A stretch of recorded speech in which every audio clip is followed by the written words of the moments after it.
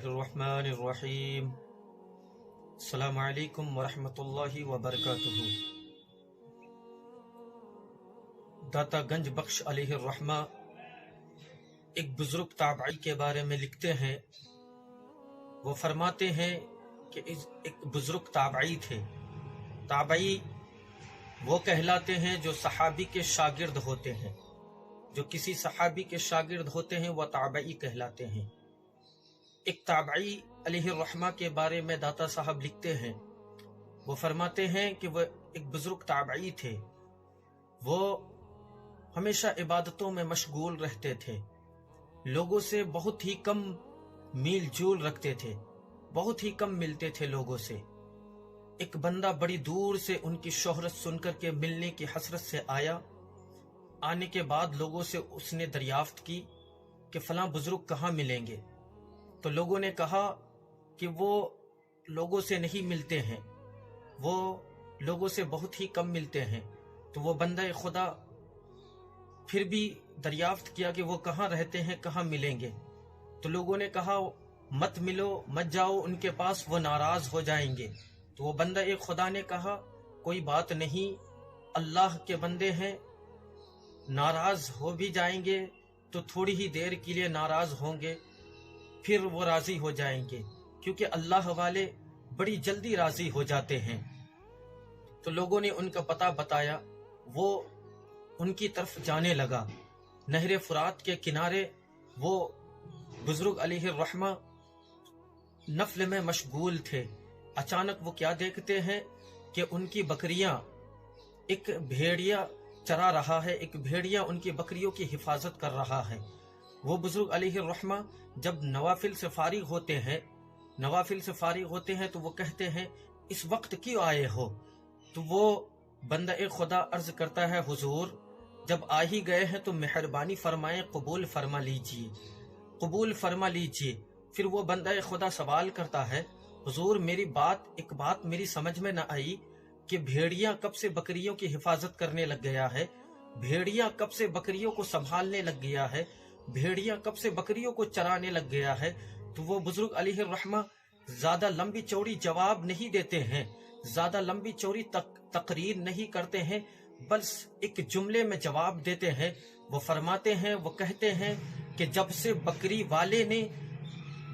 والے نے اپنے رب سے صلح کر لیا ہے تب سے بھیڑیاں بکریوں کو چرانے لگ گیا ہے، بھیڑیاں بکریوں کی حفاظت کرنے لگ گیا ہے۔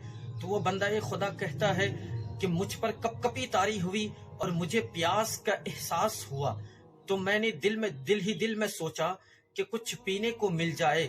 تو وہ بزرگ علیہ الرحمہ اپنی ایک کٹورا نکالتے ہیں، کٹورا نکالنے کے بعد ایک پتھر کے نیچے رکھتے ہیں، تو کیا دیکھتے ہیں کہ اچانک وہ کٹورا دودھ سے بھر جاتا ہے۔ پھر وہ بزرگ علیہ الرحمہ اس بندہ خدا کو وہ کٹورا تھما دیتے ہیں۔ وہ بندہ خدا کٹورے سے جب منہ لگاتے ہیں تو وہ احساس کرتا ہے کہ دودھ بڑی ٹھنڈی اور بہت میٹھا دودھ ہے۔ وہ اس دودھ کو پی جاتے ہیں، پھر دوبارہ کٹورا اسی پتھر کے نیچے رکھ دیتے ہیں وہ بزرگ علیہ الرحمہ کہ اچانک وہ کٹورا شہد سے بھر جاتا ہے۔ تو وہ بندہ خدا سوال کرتا ہے حضور میری یہ بات سمجھ میں نہ آئی کہ پتھر کب سے دودھ دینے لگ گیا؟ دودھ دینے کا کام تو بھینس اور گائیوں کا ہے، اور شہد دینے کا کام تو مدھو مکھیوں کا ہے، یہ پتھر کب سے دینے لگ گئے شہد اور دودھ؟ تو وہ بزرگ علیہ الرحمہ قرآن کی آیت پڑھنے لگے، وَإِذْ تَسْقَ مُوسَىٰ لِقَوْمِهِ، جب موسیٰ کی قوم نے ان سے پانی طلب کیا تو حضرت موسیٰ اپنی عصا کو پتھر پر مارا اور وہاں سے 12 پانی کے چشمے جاری ہو گئے۔ وہ کہنے لگے کہ جب حضرت موسیٰ کی نافرمان قوم کے لیے اللہ رب العزت پتھر اور پہاڑوں سے پانی نکال سکتا ہے تو وہ محمد عربی کے غلاموں کے لیے اللہ رب العزت پہاڑ اور پتھروں سے دودھ اور شہد بھی نکال سکتا ہے۔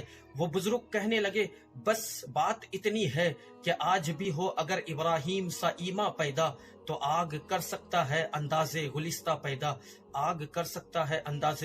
پیدا۔ تو وہ بندہ خدا کہنے لگے کہ حضور میرے لیے بھی دعا فرما دے۔ تو وہ ان بزرگ علیہ الرحمہ نے کہا پھر دعا دعا مت کراؤ، بلکہ مصطفیٰ جان رحمت صلی اللہ علیہ وسلم کی غلامی اختیار کر لو، مصطفیٰ جان رحمت صلی اللہ تعالی علیہ وسلم کی غلامی میں آ جاؤ، ساری جہان تمہارے حکم کے تابع ہو جائے گی۔ اسی طرح کا ایک واقعہ حضرت ابراہیم بن ادہم کا داتا صاحب علیہ الرحمہ اپنی کتاب میں لکھتے ہیں کہ ایک مرتبہ حضرت ابراہیم بن ادہم رحمت اللہ علیہ جنگل سے گزر رہے تھے۔ انہوں نے ایک چرواہے کو دیکھا، اور چرواہے کو دیکھنے کے بعد انہوں نے چرواہے سے پانی طلب کیا۔ چرواہے نے کہا کہ میرے پاس پانی تو نہیں ہے لیکن دودھ ہے۔ حضرت ابراہیم بن ادہم فرماتے ہیں، وہ کہتے ہیں کہ نہیں، مجھے پانی ہی چاہیے۔ تو وہ چرواہا اپنا ڈنڈا ایک پتھر پر مارتا ہے اور وہاں سے پانی کے چشمے جاری ہو جاتے ہیں، اور وہ پانی بہت ہی میٹھا ہوتا ہے۔ حضرت ابراہیم بن ادہم دیکھ کر کے حیران اور تعجب کرنے لگے۔ تو اس چرواہے نے کہا، بابا جی تعجب نہ کیجئے، جب بندہ حق تعالیٰ کا فرما بردار ہو جاتا ہے تو سارا جہان اس کے حکم کے تابع ہو جاتا ہے، سارا جہان اس کے حکم کے تابع ہو جاتا ہے۔